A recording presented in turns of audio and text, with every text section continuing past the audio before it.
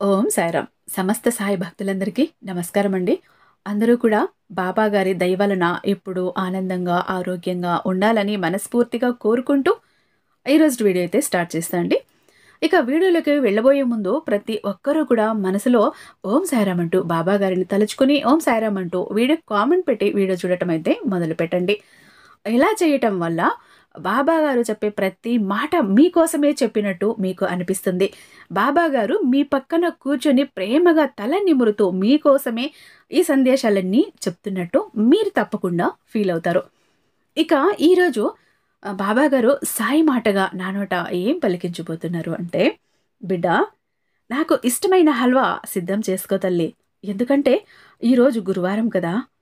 ఈ రేత్రి గడిచి తెల్లవారుజాము అయ్యే సమయానికి నువ్వు పోగొట్టుకున్న, నీకు దూరం అయిన నీకెంతో ఇష్టమైన బంధం, ఆ బంధం నీకు దూరమయ్యి కూడా చాలా కాలం అయ్యింది తల్లి. నువ్వు ఆ బంధం కోసం చెయ్యని పూజ లేదు, మొక్కని దేవుడు లేదు, కట్టని ముడుపు లేదు, చెయ్యని ప్రయత్నం అంటూ కూడా లేదు. కానీ ఏ మాత్రం ఫలితం లేక ఆ బంధం అన్నది దూరంగానే ఉండిపోయింది. ఆ బంధమే ఈరోజు రాత్రి గడిచి రేపు తెల్లవారుజాము అయ్యేలోపు తనంతట తానే నిన్ను వెతుక్కుంటూ వస్తోందమ్మా. కానీ ఆ బంధం ఎలా వస్తుంది, ఏ రూపంలో వస్తుంది, ఎప్పుడు వస్తుంది అనేది నా మాటలు పూర్తిగా వింటేనే నీకు తెలుస్తుంది తల్లి. నువ్వు ఏ మాత్రం నా మాటను పెడచెవిని పెట్టినా ఆ బంధం నీకు మళ్ళీ దూరం అయ్యే అవకాశం ఉంది తల్లి. ఆ క్షణంలో నువ్వు మాత్రం ఏ మాత్రం అజాగ్రత్తగా, ఏమరపాటుగా లేకుండా ఉండి, జాగ్రత్తగా ఉండి నీ బంధాన్ని నువ్వు దక్కించుకోవాలి. అది ఎలాగో నేను చెప్తాను అంటూ బాబాగారైతే ఈరోజు ఒక అద్భుతమైన సందేశాన్ని తీసుకొని వచ్చారు అని చెప్పాలండి. మరి బాబాగారి మాటలు వెనుకున్న అర్థం ఏంటో, పరమార్థం ఏంటో, బాబాగారు చెప్పబోతున్న ఆ బంధం ఏ బంధమో తెలుసుకోవాలి అనుకుంటే, తెలుసుకోబోయే ముందు ఇక్కడ మనకు తెలిసినటువంటి ఒక గురూజీ అండి. మీరు ఎన్నో చోట్ల జ్యోతిష్యాలు చెప్పించుకొని విసిగిపోయి ఉంటారు. కానీ ఒక్కసారి ఇక్కడ చూపించుకున్నారు అంటే చాలా మంచి రిజల్ట్ అయితే మీరు పొందుతారు. ఎలాంటి సమస్యలకైనా శాశ్వత పరిష్కారాలు అన్నవి అందిస్తారు. ఒక్కసారి నమ్మకంతో ప్రయత్నించి చూడండి. శ్రీ సాయిబాబా ఆశీస్సులతో జ్యోతిష్యం చెప్తారండి.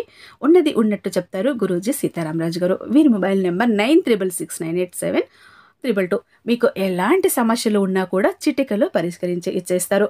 ప్రేమ, పెళ్లి, ఉద్యోగం, రాజకీయం, విదేశీ ప్రయాణం, ధనం నిలకడగా లేకపోవటం, భార్యాభర్తల మధ్య గొడవలు, ఆస్తి తగాదాలు, అప్పుల బాధలు, స్త్రీ పురుషుల వశీకరణ సమస్యలు కూడా అని చెప్పచ్చు. మీకు ఎలాంటి సమస్యలు ఉన్నా కూడా చాలా శీఘ్ర ఫలితాలనైతే తప్పకుండా అందిస్తారండి. నమ్మకంతో ఒక్కసారి కన్సల్ట్ అయ్యి చూడండి. బిడ్డ, ఇంతకాలంగా నీ మనసుని ఎంత బాధ పెట్టుకున్నావు తల్లి. ఎన్ని కన్నీళ్లు కార్చావు.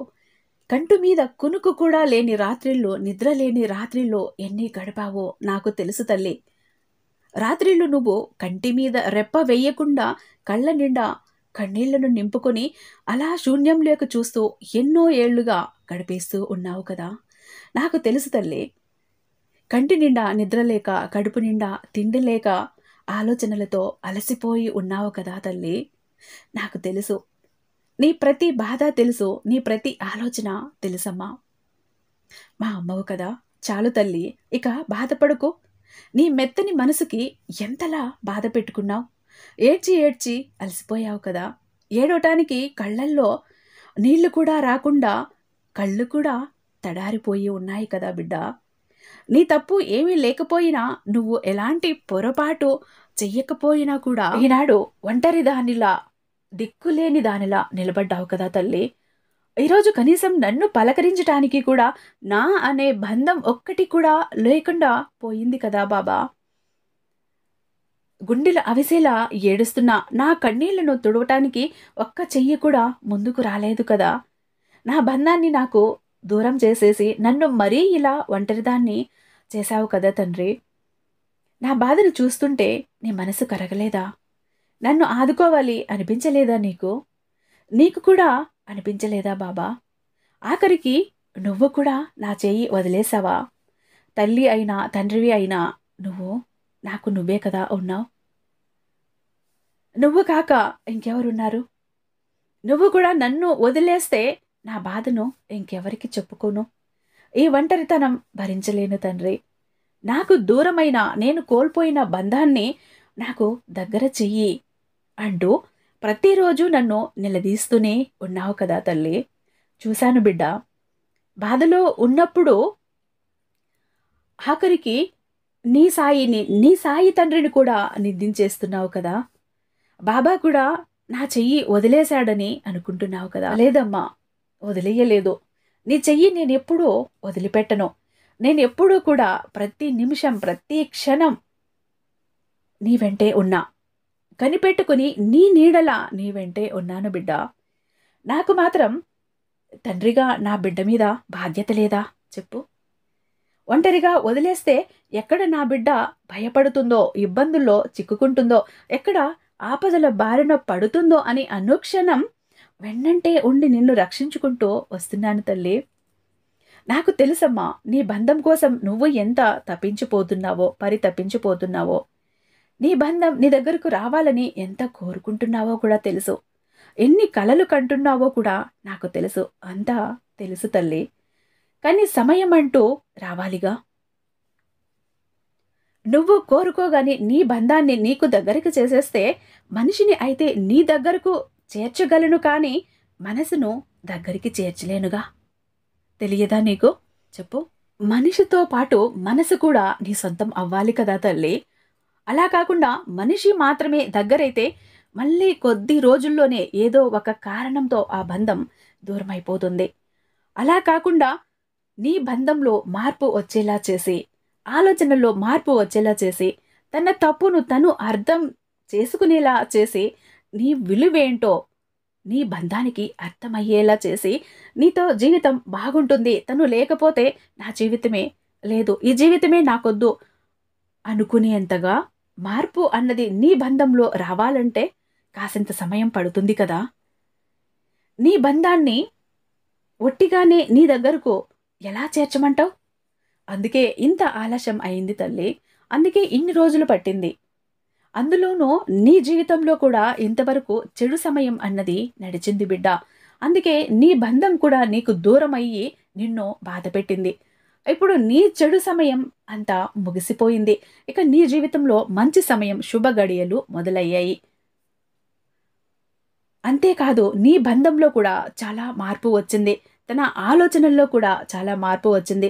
నేను చేసింది తప్పు కదా, ఇంతకాలంగా తన తప్పు లేకపోయినా తనను బాధ పెట్టాను. తను లేకపోతే నాకు జీవితం లేదు, మనశ్శాంతి కూడా లేదు అని నీ బంధం కూడా ఇప్పుడు అనుకుంటూ ఉంది, పశ్చాత్తాపపడుతూ ఉంది. తను చేసిన తప్పేంటో తనకి తెలిసొచ్చింది. అందుకే నిన్ను కలవాలి అని, నిన్ను చూడాలి, నీ దగ్గరకు రావాలని తహతహలాడుతోంది. తన తప్పును తెలుసుకుని ఎట్టి పరిస్థితుల్లోనూ ఇంకెప్పుడూ తనకు దూరం అవ్వకూడదు అని గట్టిగా నిశ్చయించుకుని మరి నీ మీద ప్రేమతో పరుగు పరుగున వస్తుంది బిడ్డ. ఈ రాత్రి గడిచి తెల్లవారుజాము సమయానికి నీ ముందు, నీ గుమ్మం ముందు నీ బంధం అన్నది ఉంటుంది. నీకోసం ఎదురు చూస్తూ ఉంటుంది, నీ పిలుపు కోసం ఎదురు చూస్తూ ఉంటుంది. ఆ నిమిషంలో నువ్వు ఏ మొరపాటుతో ఉండకు బిడ్డ. మెలకువగా ఉండు, జాగ్రత్తగా ఉండి నీ బంధం కోసం ఎదురు చూస్తూ ఉండు. నువ్వు నీ బంధం యొక్క రాకను గుర్తించటం అనేది ఒక్క నిమిషం ఆలస్యం చేసినా కూడా అజాగ్రత్తతో ఉన్న నీ బంధాన్ని నువ్వు మళ్ళీ కోల్పోవలసి వస్తుంది బిడ్డ. జాగ్రత్త. ఎందుకంటే గతంలో తప్పు చేసినా కూడా ఇప్పుడు ప్రస్తుతం తన తప్పును తెలుసుకొని తన తప్పును సరిదిద్దుకోవాలనే నీ బంధం అనేది నిన్ను వెతుక్కుంటూ వస్తోంది. కాబట్టి ఆ సమయంలో నువ్వు ఏమాత్రం అజాగ్రత్తగా ఉన్నా, పట్టించుకోకపోయినా, పలకరించకపోయినా నీ బంధాన్ని మళ్ళీ నువ్వు కోల్పోవలసి వస్తుంది. అంటే గతంలో నేను చేసిన తప్పులను ఇంకా మర్చిపోలేదేమో, నన్ను ఇంకా క్షమించలేదేమో, నన్ను మాట్లాడటం ఇష్టం లేదేమో, నా రాక అంటే ఇష్టం లేదేమో, అందుకే నేను వచ్చినా కూడా పట్టించుకోవటం లేదు,